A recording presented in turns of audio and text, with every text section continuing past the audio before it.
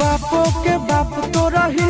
रे हम चलो है यहाँ हमारे सिस्टम थाने में मार देबो झेले में जार देबो कोटे में कर देबो क्रिया करम कि कर देबो खाना धान के विनाश रे बने ने ढेर बदमाश रे बिना छिलले क देबो बांस रे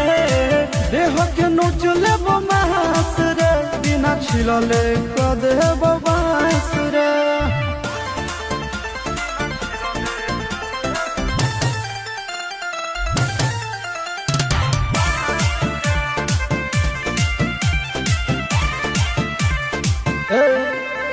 अरे जौना कोचिंग में ही गुंडाई सिखा रे हम वहाँ के प्रिंसिपल सामने में हमर